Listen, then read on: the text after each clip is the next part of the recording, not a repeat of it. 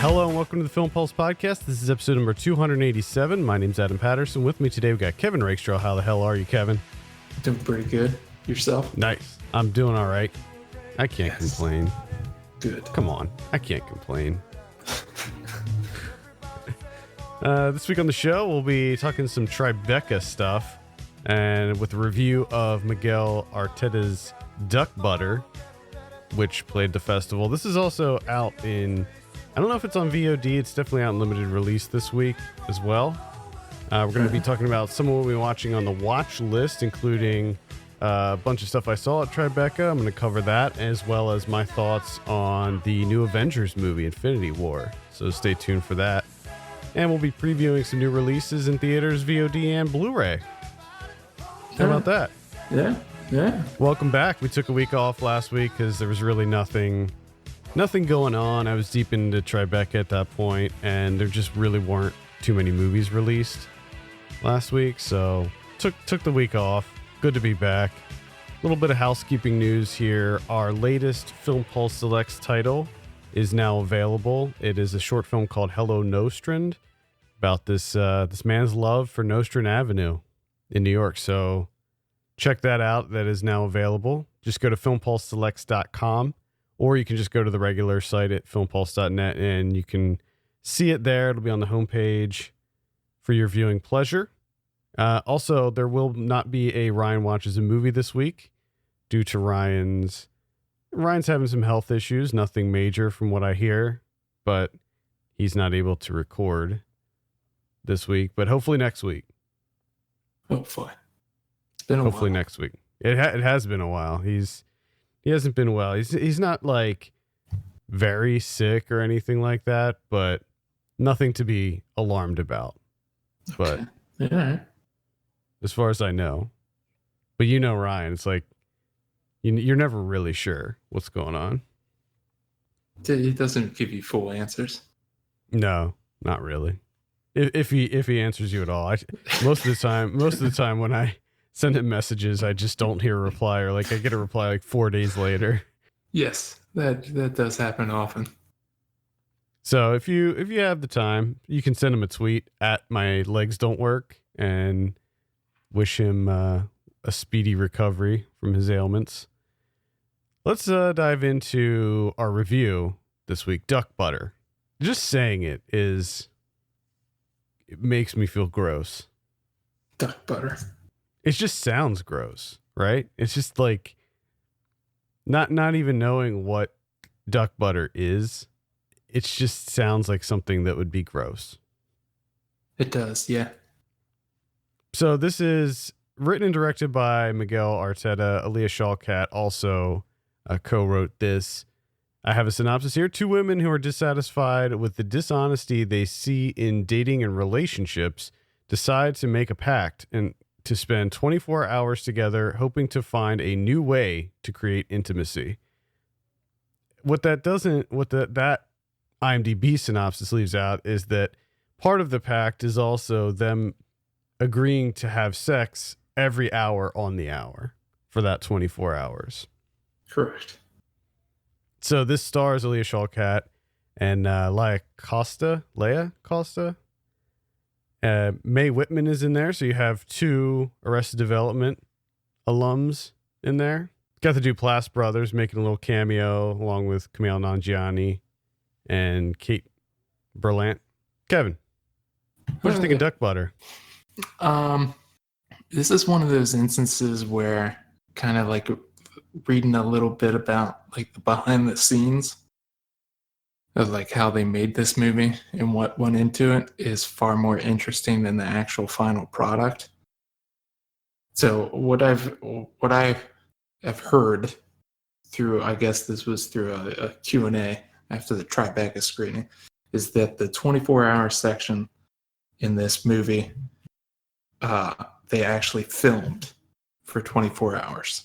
And then like halfway through, they switched out the crew, but you know, the principal players and the director and stuff, they filmed for that entire chunk. Interesting. From beginning to end, which apparently took 27 hours. That's very interesting. And all the dialogue was improvised. I kind of got the sense which that a lot of it was improvised. Although I didn't know that for sure, but especially like once they get, 17, 18 hours in and they just start acting like they're very sleep deprived. yes, Just the stuff, there's just the stuff that they say, and the fact that their emotions run so high at that time, because that's what happens. You get moody and emotional once you go that long without sleep. so I mean, like to me, hearing about that and stuff is far more interesting than what I actually saw. Because what I actually saw was like, okay, it was fine. Yeah. Like it was, I don't. To me, there's just not much here. I found it interesting the whole them agreeing to this 24-hour pact and the way that it kind of plays out is it just kind of condenses a Yeah. long-term relationship into Yeah. like 24 hours, which is That's it's exactly kinda what I was interesting. gonna. I was gonna bring that up exactly where this. It's funny because they are spending 24 hours together, and what they go through is that of like a full on relationship. Like they have ups and downs and peaks and valleys, and they get in fights and then they make up, and it's like it's an entire relationship condensed into one full Yeah, day. but at the same time, once you kind of realize that's what's happening, that's what they're doing, it just kind of hits a lot of the main or like familiar points in a relationship. So it kind of comes becomes predictable at a point in time.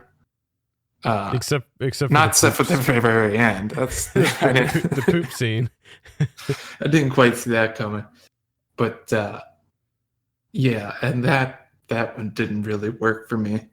And one of the main things that I have, and this is just a small nitpick, but like bare hands, the poop, right? Yeah. And at no point in time afterwards did she wash her hands. And she just left. So she's just like out and about with shit all over her hands, getting it all over her bike handle, bars. Everything she touches gets contaminated. If she goes to her pocket, it's now there's shit inside of her shorts pockets. Like it's everywhere. And that's definitely a smell that lingers too. Mm-hmm. It doesn't go away. Even after washing, a lot of times that smell, it lingers. Mm-hmm. So yeah, I don't know what the situation is with that. She stink palmed herself. Oh gosh. I liked the movie. I completely agree with you that other than it's sort of an interesting experiment. It doesn't really go beyond that. There's a few interesting conversations to be had, and some of the conflicts that the characters have with one another. They were good. They were interesting, but yeah, there's not a whole lot here other than some great performances. I would say that Alia Shawkat and Laia Costa did a fantastic job, and actually Alia Shawkat won she won Best Actress at Tribeca just this weekend for her performance in this. Okay. So she's great in it. She is good at it, yeah. And I think she does I think her performance does help out this film a lot. I don't know if that performance wasn't there, I'm not sure Right. how Yeah, much I enjoyment agree. I would have gotten out of this. I would say that this movie's like blue is the warmest color, but condensed down into a much more manageable 1 hour and 30 minutes. Like Yeah. it pretty much handles a lot of the same stuff that movie does. But for me, this was actually slightly more entertaining. Maybe it didn't pack as big of an emotional punch as that film, but It's just, and I mean, this is a personal thing for me that didn't quite work out for me is that caveat of the pact where they have sex every hour on the hour.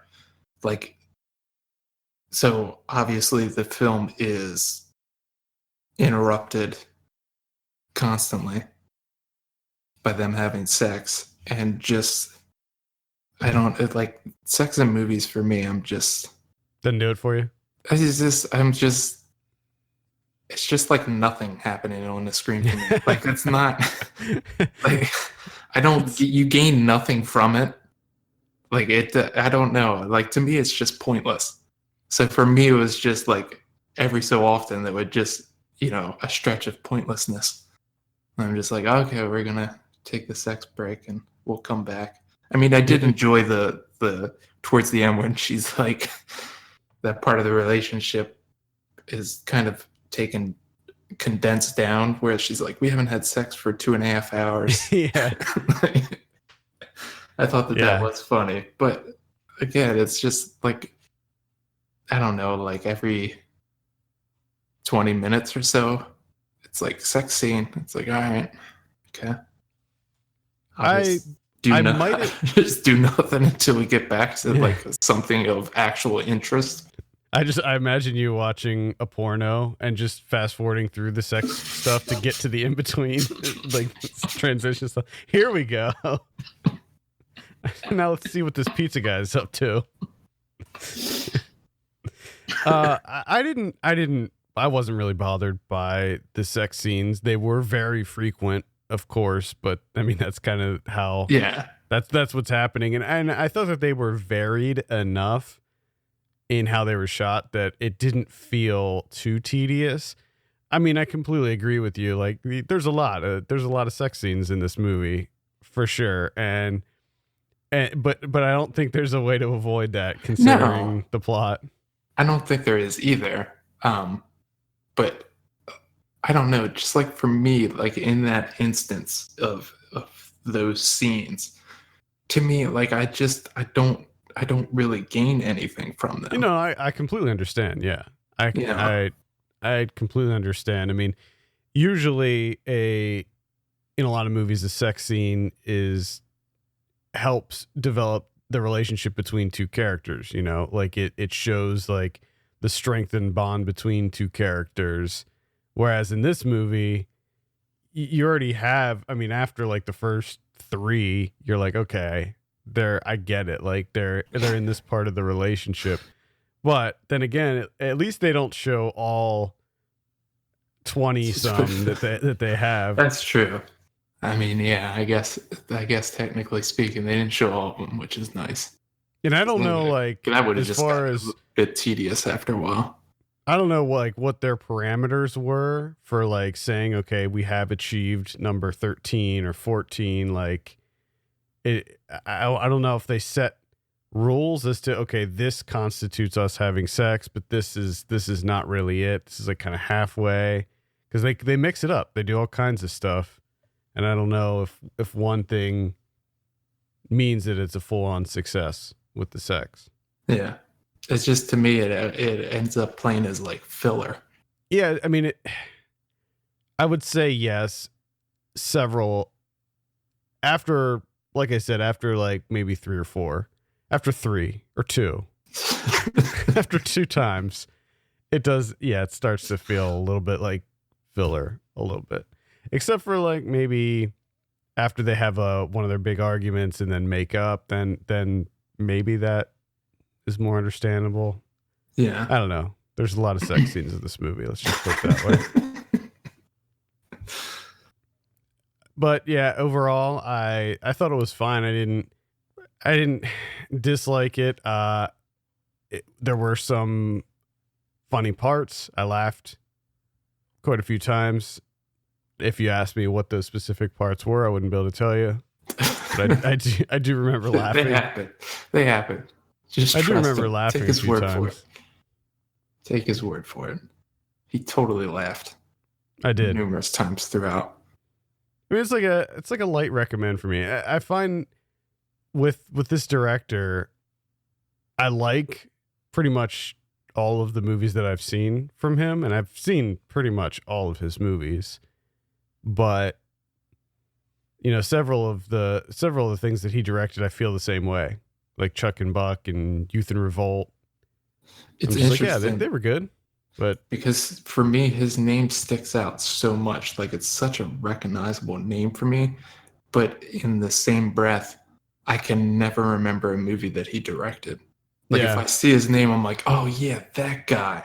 But then if I press myself further to try and name a movie that he directed, I can't. no, you just have to think of Mike White. And pretty much a lot of the Mike White stuff, it was with him. He did that. He even did that show, that Enlightenment show, that was amazing and canceled. I just saw that he did Cedar Rapids. Yeah, he did Cedar Rapids. He also did Alexander and the No Horrible, whatever, Bad Day. He did that too, which was a little bit of a departure from his other stuff. I noticed that a lot of his movies have a little bit of a dark. They have a little bit of a dark streak through them. Most of his comedies. Yeah. This one didn't really have that. I mean, I guess you could say that like the poop scene was funny, but it was definitely, I'd say, a little bit darker, maybe. Definitely grosser. Yeah, which was something like before that happened, I was already to the point where I was kind of finished with Sergio's character.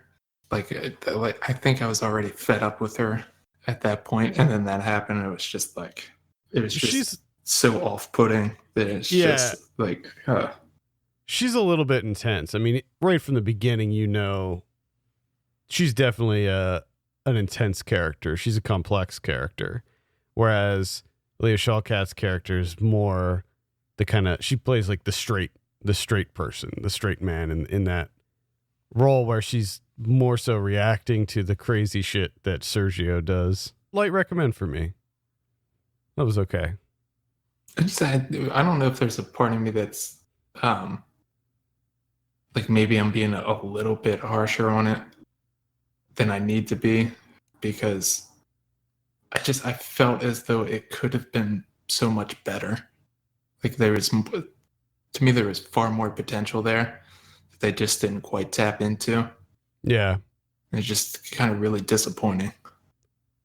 Yeah, I felt the same way. I actually this week watched Beatrice at Dinner, because that was one of his that I missed from last year. So I wanted to catch up with that one for when we talked about this movie today.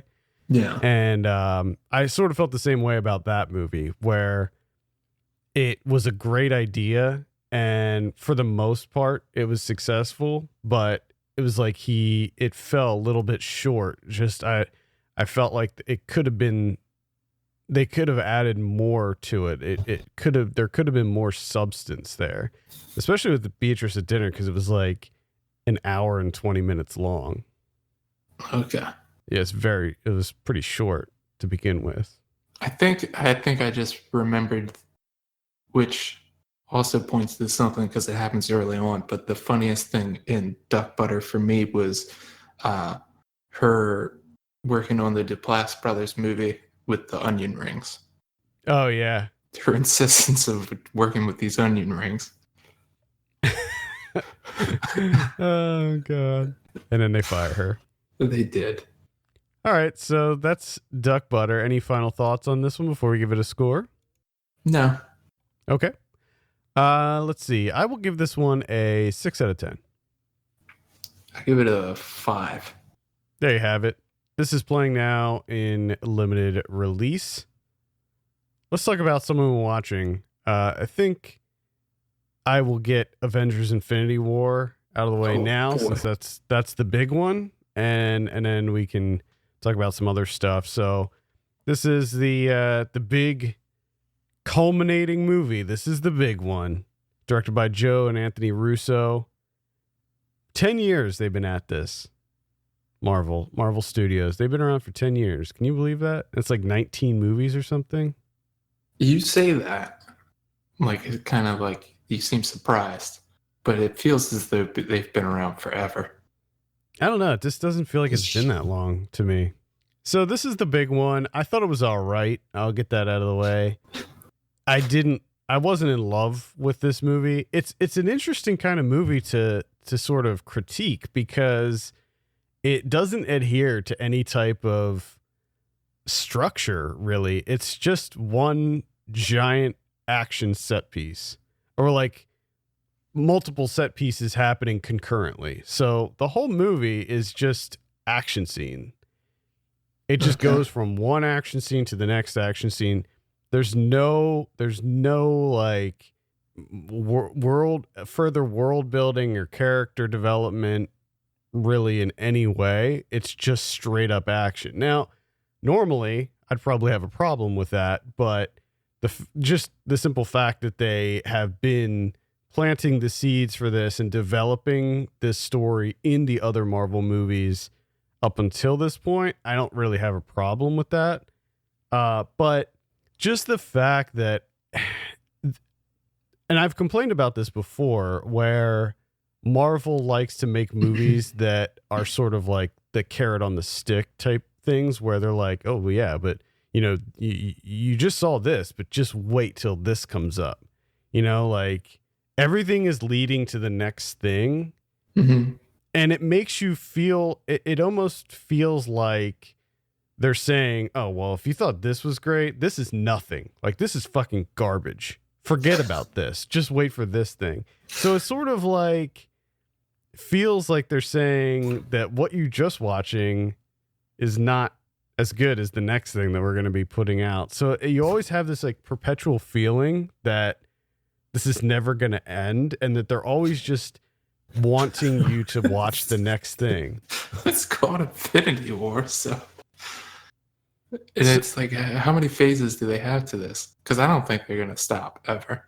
I think it's just going to keep going. This is the end of phase 3, I think. So they haven't announced the phase 4 lineup. So I think like technically they're still in phase 3. And I think maybe even the next Avengers, because the next Avengers is going to be coming out a year from now. Because they shot both of them at the same time. So I think maybe after the next Avengers, that'll be the end of phase 3. Because I'm pretty sure there was actually just an interview with, what's his name? Kevin Feige? Is that the guy's name? The Marvel guy who said that in a year they'll be announcing phase 4.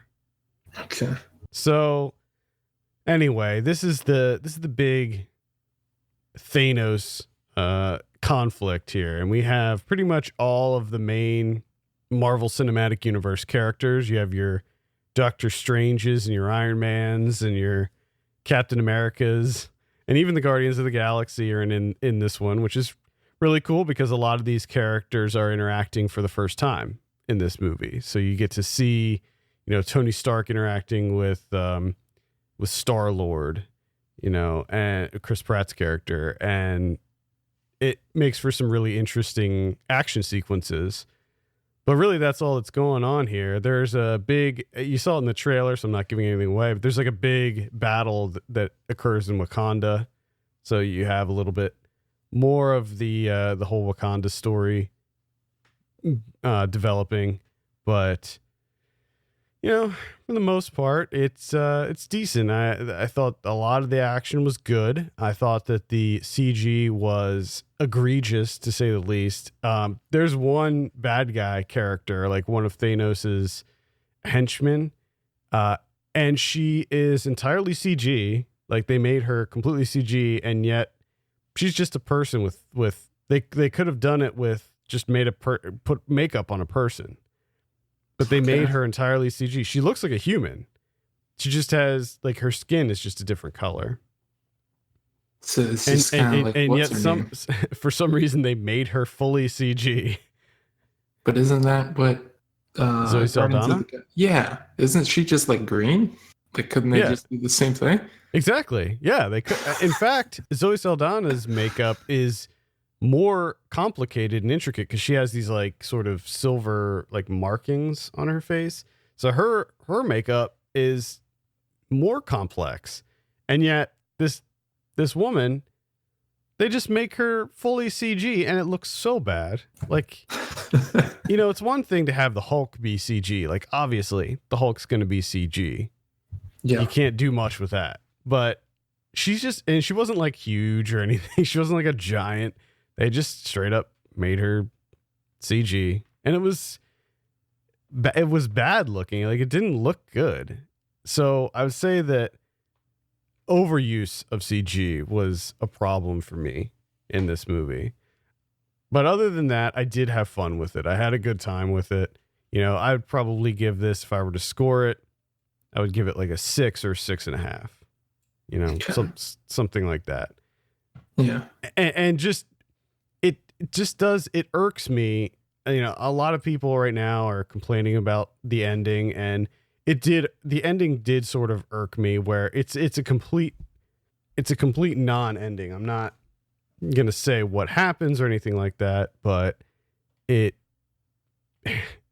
doesn't. It's like one of these deals where it just ends in like the middle of a scene, sort of. Gotcha. So there's like absolutely no resolution or anything like that, and you know, whatever. And a lot of people, I don't know if I haven't read too much about this as far as like spoiler talk, but I'm sure that people are complaining about the various, because people die in this, characters are dead, and I'm sure that people are complaining about that, but I also wouldn't be so sure that some of these characters are gone completely. I have a feeling that a lot of them are going to be back. Yeah. So anyway, Avengers Infinity War, light recommend. I mean, it already killed it at the box office. I think a $250 million opening. I think that's maybe tied for first place opening weekend of all time. So it's obviously destroying. I saw Martin Scorsese's The King of Comedy from 1982. Yeah, a little classic De Niro. Yeah. De Niro in a comedy role beside Jerry Lewis. This is currently playing on Amazon Prime. If you have Amazon Prime, I do. I found it on there. Cue it up. You can watch it. It's okay. Like, I had really high expectations going in because I've heard pretty much nothing but good things. That is like, it's an underrated Scorsese classic. Like, it's just incredible, and you know, De Niro gives this great performance. Which, I mean, for the most part, he does give a pretty great performance. But I just found it to be, and again, I think a lot of it maybe comes down to just a personal preference, because a lot of it is this just people talking over each other, like a lot. And De Niro's character, which obviously he's supposed to be this way, he's this pest. He's just incessant trying to get. Jerry Lewis plays this like big time night talk show host, and De Niro's an aspiring comic, and he wants to get on his show, but he doesn't really do stand up comedy anywhere. Like, he doesn't work at all. He just wants to be on the show, which obviously points to his like delusion. And so of course that doesn't happen, and he keeps just showing up and expecting to get some FaceTime with Jerry Lewis. And once that doesn't happen, him and Sandra Bernhardt kidnap Jerry Lewis and then hold him for ransom, which is to just get on the show, just to do a stand-up routine. That's it. But as great as some of the pieces are to this, a decent amount of it is just De Niro just not shutting the fuck up. And I'm sure obviously people love it, and it could just be me, and I'm sure it is, but after a while it's just really fucking annoying, because it's either him not shutting the fuck up, or him and various other people all talking at once and not shutting the fuck up, which I can't stand. I hate it. But even considering that, it's still pretty good. It's definitely worth a look. All right. That's the King of Comedy. I actually never saw that, so definitely on my list of shame, to be sure. So I'll we'll still go back and forth, but my next set of movies, in fact, all the rest of the movies that I'm going to talk about were screening at Tribeca. So these are all movies that Tribeca ends today as we're recording this. And so these, just keep a lookout for some of these. One thing that I'll take away from Tribeca this year, not a great lineup. I was not really impressed with anything that I saw. Some stuff was decent, but one thing that I will give it credit for is a lot of these movies had very interesting ideas, and they played with a lot of really interesting ideas. The first one I'll mention is 7 stages to achieve eternal bliss by passing through the gateway chosen by the holy Storch. Yeah, that's the title. Is that you? That is the title. 7 stages to achieve eternal bliss by passing through the gateway chosen by the holy Storch. Okay. It's directed by Vivenio Caldinelli. And the original title for this was Corpse Tub, which I thought was, I think Corpse Tub is a way better title. Yeah, it's usually it seems like that's flipped around. It's usually like this, the movie starts out with that festival title and then gets whittled down to just a two-word title. Corpse Tub is better. So this stars Kate McCucci and Sam Huntington as this young couple who move to LA, and they get this great deal on an apartment. It's like prime location, near public transportation, rent is super low, and they think they got it made. And the first night that they're there, somebody breaks in and kills themselves in their bathtub. And after they call the police, a detective comes to, take the report and everything. And he's played by Dan Harmon, and he's fantastic in this. He's probably the funniest character in the whole movie.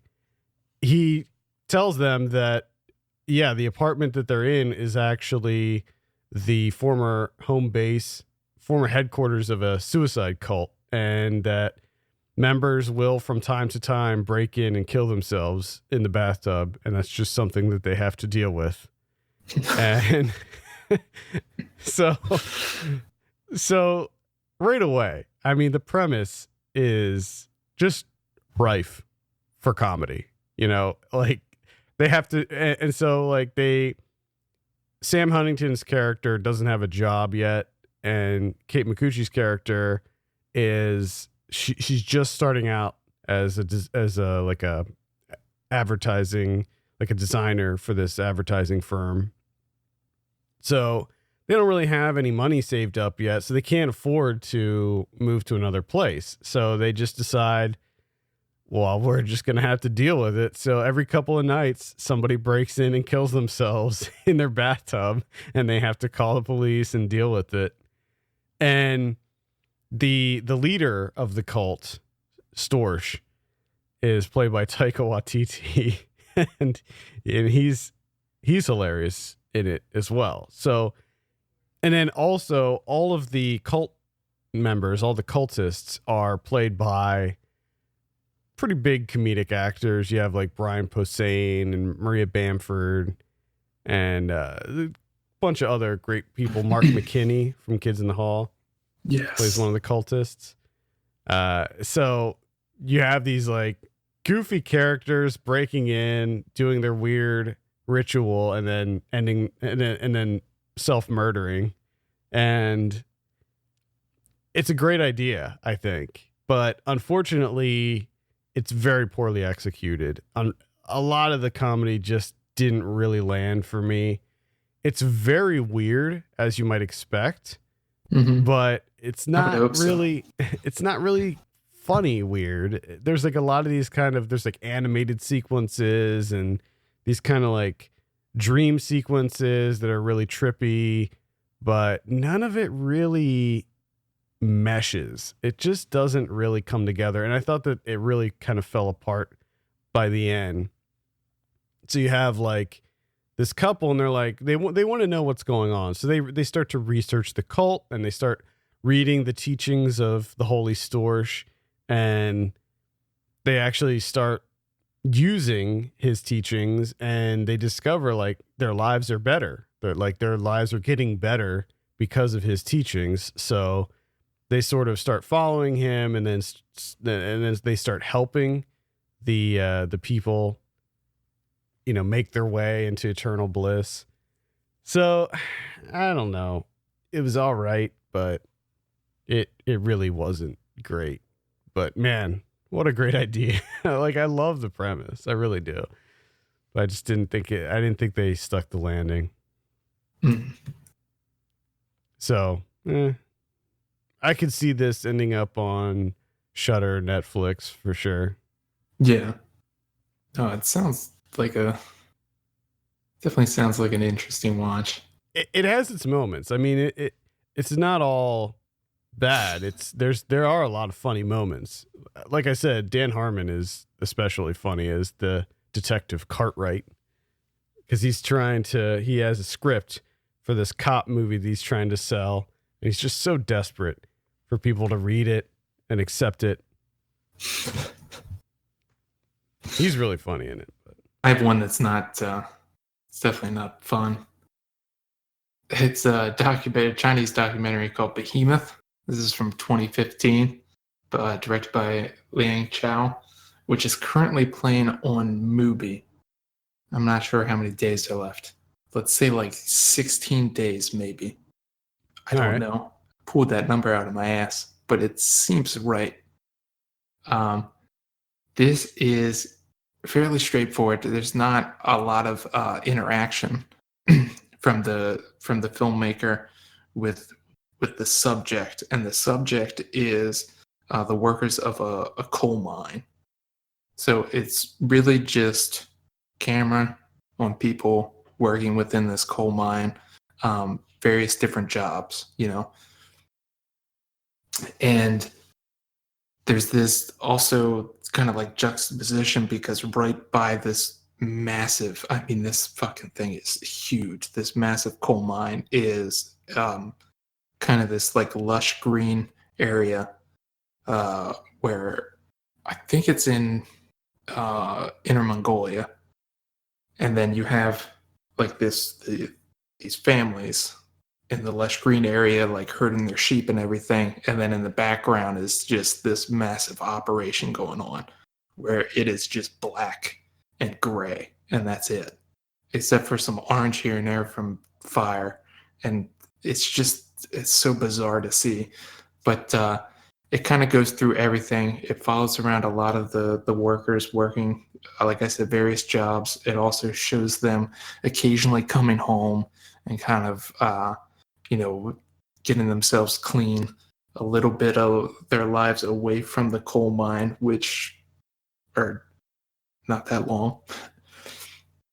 And what it ends up, it shows all this labor that goes into this, and the final product, what they're making, steel and everything. And the way that it ends is it shows like what most of these materials are going towards, which is building these giant, what are called ghost cities. oh yeah, so this is it's interesting. When I was in Georgia, I was actually talking to someone at the wedding about these ghost cities in China, where they build up all these like entire cities with these giant skyscrapers and stuff, but there's no one to move in. They just build them to sort of falsely bloat their economic growth. Doing a little bit of reading after, because I watched this last night, so a little bit of reading into it. And I guess there's supposed to be, moving people from the rural areas into these cities, but it kind of takes this time of building the city up, and then it takes about 10 years to actually like move people in there. So for like this long stretch of time, there's no one there.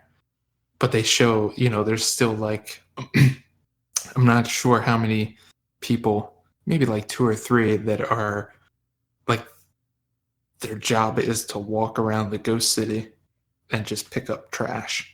Yeah, it's really bizarre. So they're like keeping it like pristine clean for no one. Yeah, Vice made a documentary about these ghost cities that you can check out. It's pretty interesting. Now, this documentary, the cinematography is just, it's incredible. There's just some really remarkable shots in there. It's just kind of awe-inspiring. Hmm. Definitely worth a look. Yeah, I might have to check this out because that's definitely a topic that interests me. Behemoth. Yeah, and there's really no dialogue. I mean, there's a little bit of narration from the I'm guessing from the filmmaker, kind of like a poetic narration type deal. But it's definitely worth a look. All right. I saw a movie called Jonathan. This is directed by Bill Oliver. Stars Ansel Elgort. It's a light sci-fi movie. It's about this guy who he has a twin brother who lives inside of his mind. So it's two brothers that share the same body. So it's John and Jonathan. So Jonathan wakes up at 7 a.m. every day, does his morning routine, goes to work, comes home, and he's in bed by 3 p.m. And then John wakes up at 7 p.m. and does his evening routine, goes to his job, and then he's in bed by 4 a.m. Or no, sorry, 3 a.m. so that Jonathan can wake up at 7. Gotcha. Again, interesting premise. I like the idea of this where it's so when they were first born, the consciousnesses, like the two brothers were sort of constantly switching.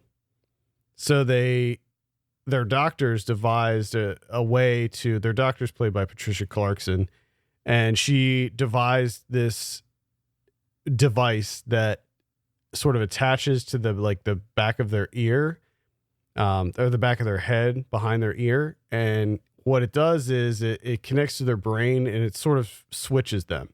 So that's why you have this very sort of regimented schedule of when they switch, when their minds switch. And a really interesting idea, just how they each have their own separate lives. They have separate beds. Obviously they live in the same apartment, but their lives are pretty separate. And they both live very lonely lives, especially John, he's only up during the night, so he never gets to see the daylight ever. Yeah. And he has a job as a security guard so he works alone, and he's just a very lonely person. And his personality is very different than Jonathan's. He sort of craves social interaction and he wants to be around other people, and he actually gets a girlfriend, and that causes a rift between the two of them and causes a lot of problems, and things sort of escalate from there. And it goes to some really interesting places. It started losing me at one point.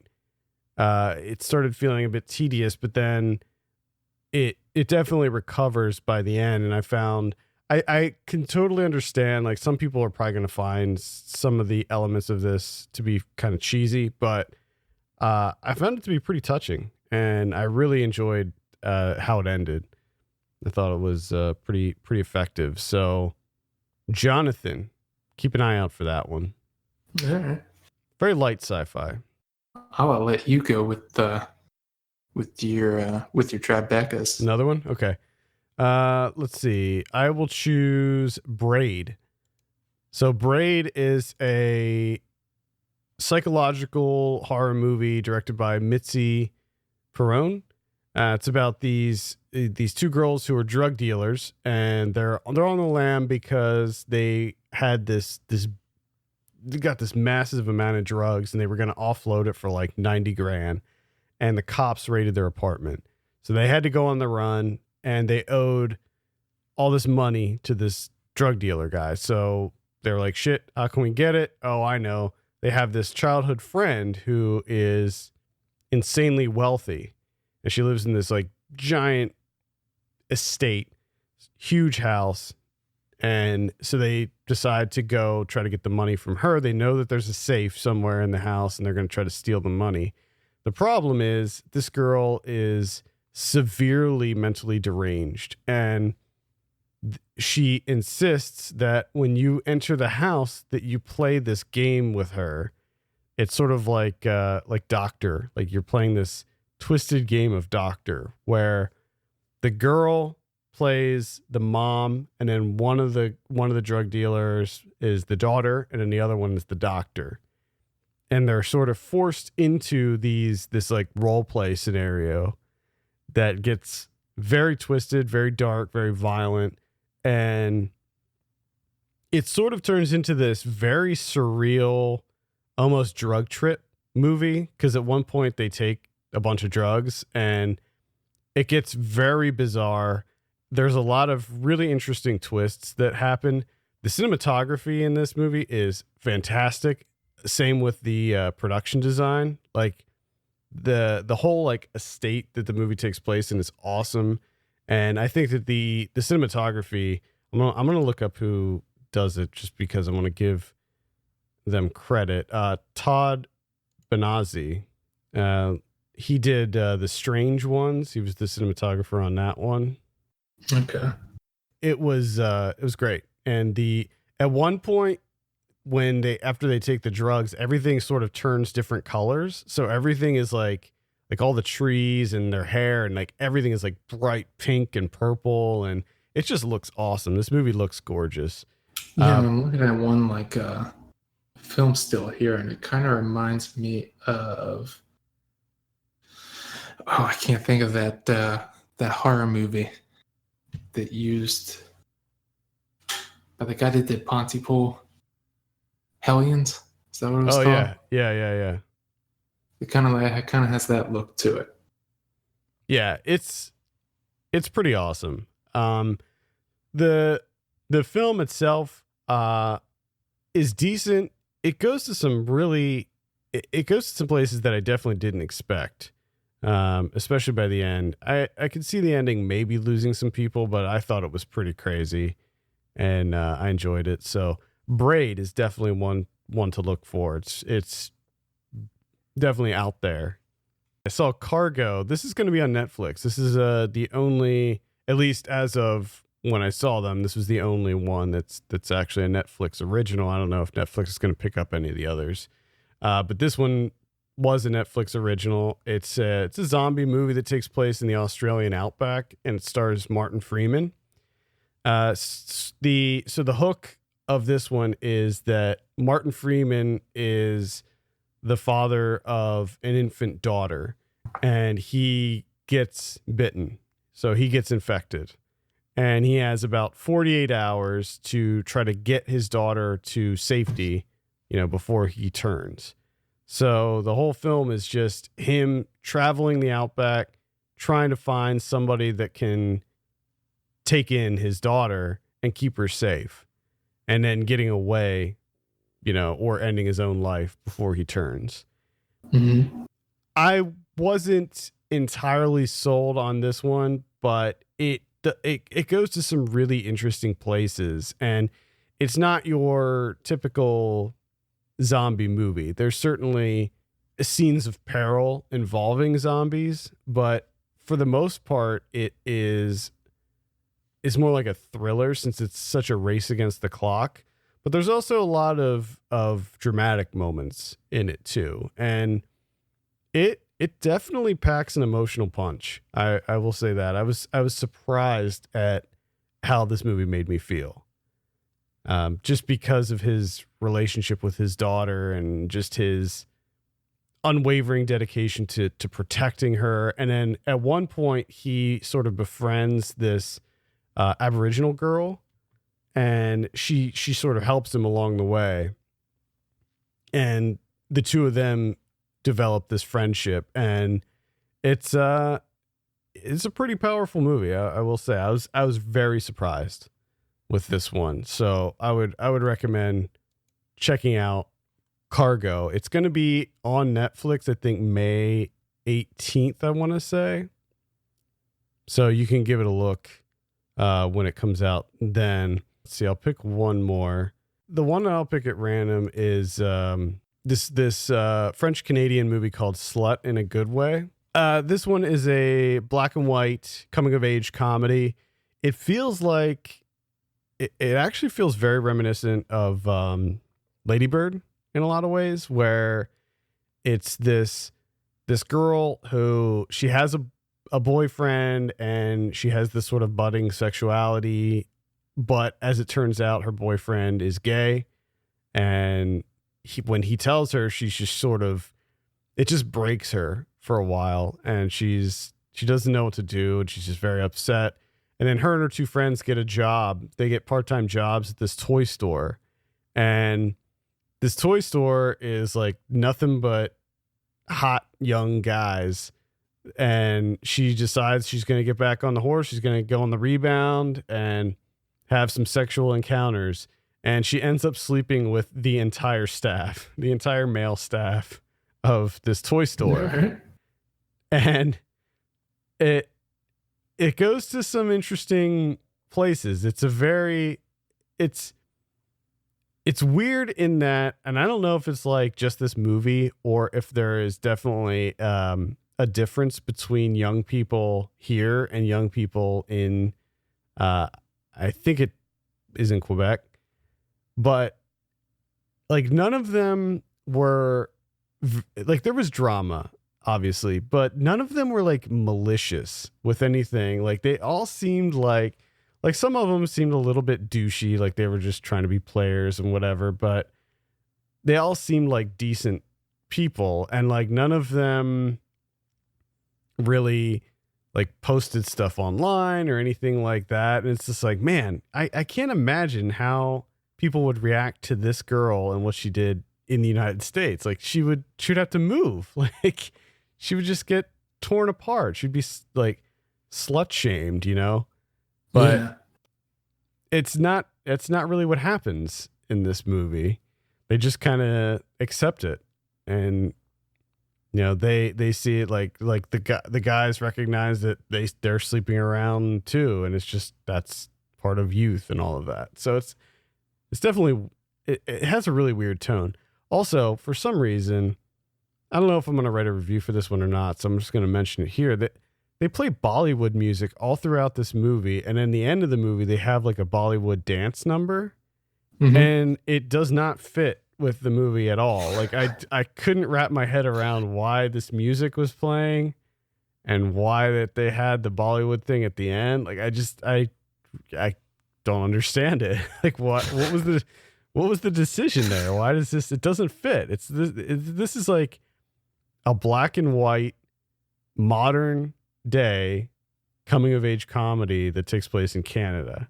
I don't understand why we have the Bollywood stuff in there. Just big fans of Bollywood. I'd say it's a light recommend for me though. It's called Slut in a Good Way. Keep a lookout for that. I'm sure somebody will pick that up. It's not too bad. It's pretty good. So you're watching Wild Wild Country. How far are you into it? I think I'm like kind of pacing them out. I think I'm into like mid fourth episode. So pretty fucking interesting. Yeah. There's some things about it that I'm kind of disappointed in with the filmmakers.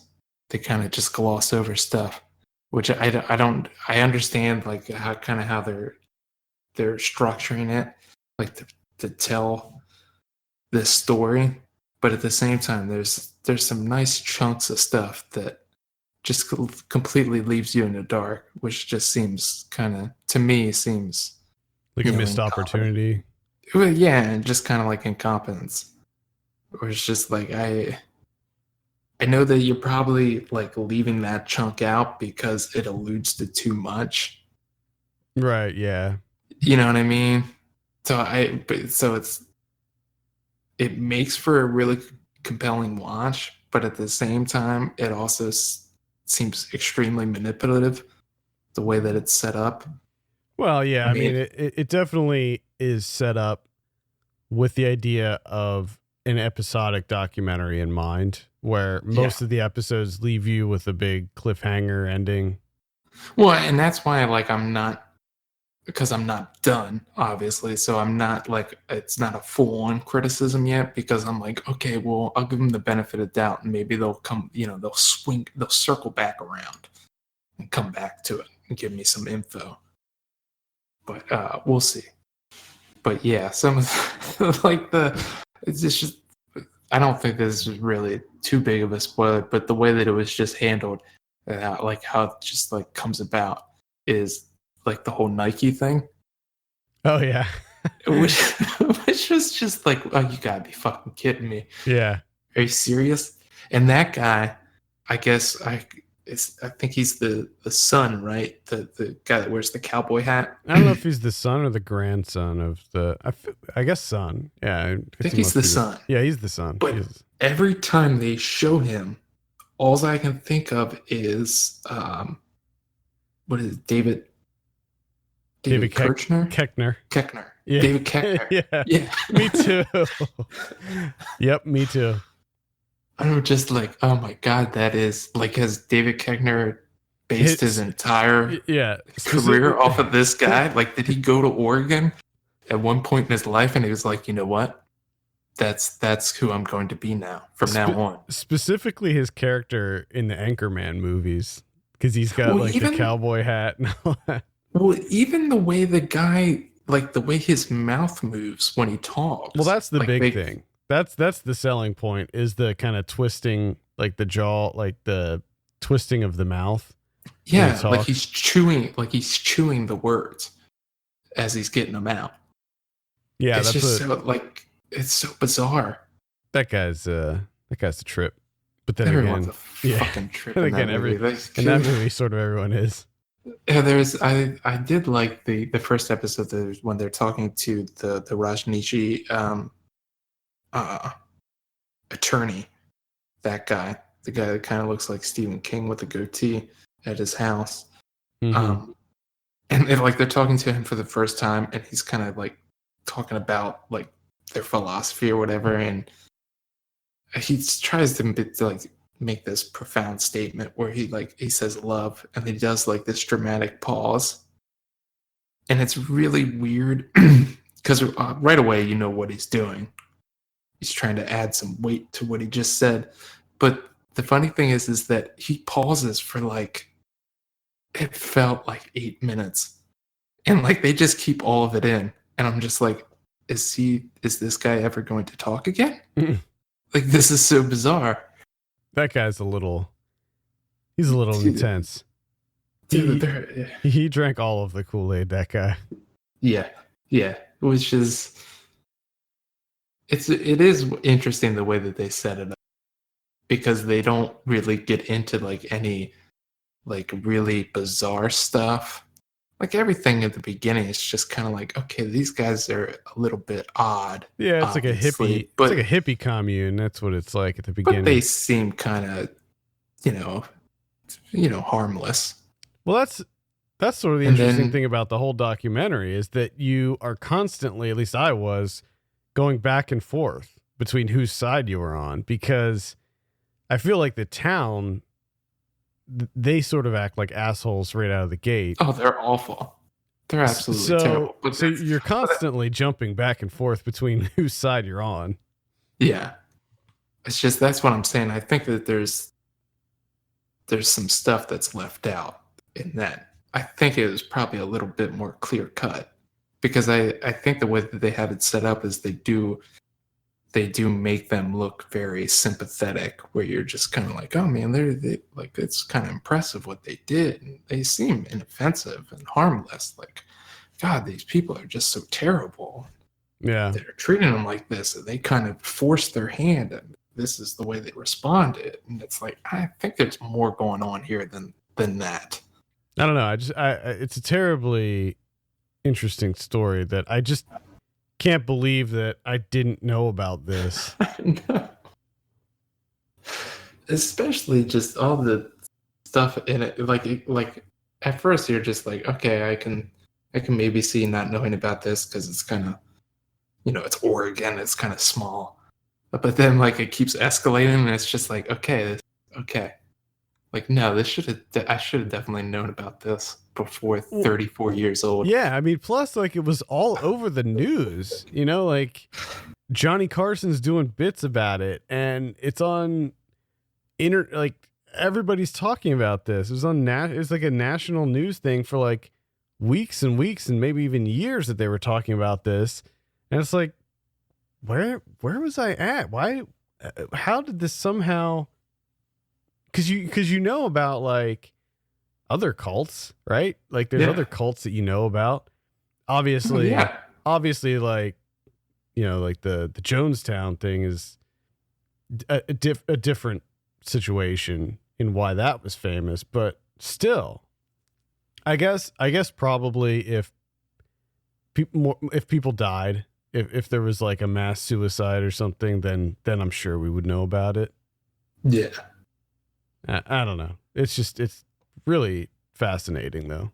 They're the Duplass brothers, their next documentary is going to be coming out very soon on Netflix. It's going to be next month. It's another documentary series about like a bank heist or something. It looks really interesting. All right. So that's Wild Wild Country on Netflix. If you haven't given that a look, definitely do. I think you'll be very surprised at. I pretty much like right now, I just want this podcast to be over. Like if you could just do the rest of it without me so I can watch that, that'd be great. Do me a solid. Just hang tight. We're going to move on. All right. Let's talk about what's coming up in theaters this week. We have Tully coming out with Charlize Theron. Mm-hmm. This is the new Jason Reitman. Yeah. Written by Diablo Cody. So there you go.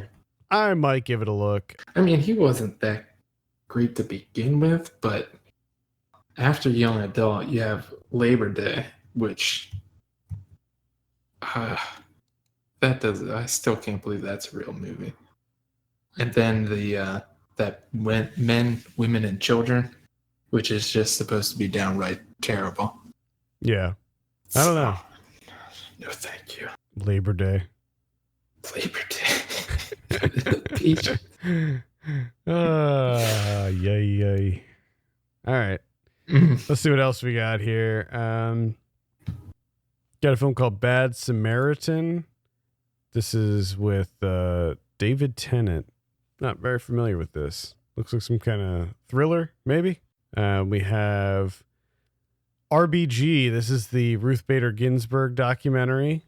I saw this at Sundance. It's pretty good. If you're not familiar with Ruth Bader Ginsburg, maybe check it out. It's not nearly as dry or boring as what you might expect. One thing I liked about it was that it actually sort of dove into some of the landmark cases that she dealt with and got into detail with them. And so it's definitely worth a look. We also have The Cleanse. This is one I'm very interested in. It's written and directed by Bobby Miller, and it's about a guy who goes to this like spiritual retreat for this cleanse and discovers that the toxins that are released from his body during this cleanse like form little monsters like in the real world. Okay. So yeah, I am interested in that. Seems very, very odd. Or maybe it's just one specific monster. I don't know. Either way, I'm going to give that a look. Overboard. This is the remake of Overboard, starring Anna Faris. Thank God, Finally an Overboard remake. We all needed it. We were all clamoring for this Overboard remake. Just watch the original. Doesn't make sense to me. I did not like the original. But whatever. Maybe this one will be worth some laughs. Who knows? Altered Perception, The Guardians, Racer and the Jailbird. These are all movies that I'm not really familiar with. Strangers on the Earth, The Desert Bride, Alex and the List. It's pretty much it. So really not a whole lot. Angels Wear White also comes out. Not a whole lot going on this week. Let's see if VOD fares any better. My suspicion is no. On May 1st, we have Cartel 2045. That's some action movie with Danny Trejo, I believe. Dead List, Acorn and the Firestorm. That's a documentary about Acorn. If you remember those guys. Yeah. Most Likely to Murder. It's like a dark comedy with Adam Pally. Looks pretty bad. Let's see. I have Duck Butter coming out on May 1st. I don't know if that's accurate or not, but that's what the calendar says. Okay. Let's see. Perfect. It's a documentary about synchronized swimming, I think. Ooh. Interesting. Mm-hmm. I guess. Then a horror movie called Gehenna, Where Death Lives. Not sure about the movie, but the poster's very creepy. And that's it for VOD. Blu-ray. This is for May 1st. We got Blood Hook from 1986 coming out. Oh, hell yeah. Blood Hook. I don't know if you got to see this cover. I mean, what Vinegar Syndrome's putting this out. What a cover. Fishing was never like this. I might have to give this a look just for that cover alone. Looks insane. The synopsis is the best because it's pretty. During a local fishing contest, people are being mysteriously dragged into the lake and killed by a giant fish hook. And this is my favorite part. The next sentence is, after a sufficient number of deaths, the killer is finally revealed. After it gets to a good amount, then the killer's revealed. Once we hit our quota, then we let you know who's been doing it. Yeah. Vinegar Syndrome's also putting out Blue Vengeance from 1989. I'm keeping my eye on Vinegar Syndrome. They used to put out some like just really kind of obscure, off the wall stuff, and their DVD and Blu-ray releases were like, they're like all right. But I feel like they've really been upping their game as of late. So I'm gonna start keeping my eye on Vinegar Syndrome. And they still have that streaming service available, exploitation.tv. All right, Mary and the Witch's Flower comes out. Japanese animated film. 12 Strong. That's the one with the horse, with the super long name, the horse riders or whatever. Mm-hmm. Sure. A new Tremors movie comes out. Tremors, A Cold Day in Hell. Hell yeah. Totally was not aware that they made a new Tremors movie. Got Jamie Kennedy. Oh, of course, Michael Gross is in it. Yeah, Jamie Kennedy was in the last Tremors movie as well. Hell yeah. Which was really bad. You know, there's going to be that Tremors TV series on Sci-Fi, and it was going to be starring Kevin Bacon. He was coming back. They did a pilot for it, but it was canceled. What? Yeah, just this week they announced that. Huge bummer, because that sounded promising. Winchester's coming out. That's the horror movie with Helen Mirren. Got a little gothic horror action. Peter Rabbit's coming out. Not buying that one. In the Fade comes out. That's a thriller with Diane Kruger. Please Stand By. That's the one with Dakota Fanning. Yeah. Doesn't look very good. Kaleidoscope coming out. It's one with Toby Jones. Thriller. A movie called Nostalgia is coming out. Looks like with John Hamm and Catherine Keener and Ellen Burstyn. Not sure what that's all about. I never even heard of that. Desolation from last year's getting a Blu-ray release. It's got a great cover, but the movie itself is pretty piss poor. And that's pretty much it. Anything on Criterion this week? Nothing for this week. Nothing at all. All right. In that case, I think that's going to close out the show. Thank you so much for listening. You can send us your questions and topics to feedback@filmpulse.net. You can follow us on Twitter @filmpulsenet and @filmpulsekevin. If you have a minute, take a look at our Patreon page, patreon.com/filmpulse. Consider helping us out by becoming a subscriber. For Kevin Rakestraw, my name's Adam Patterson. We'll see you next week.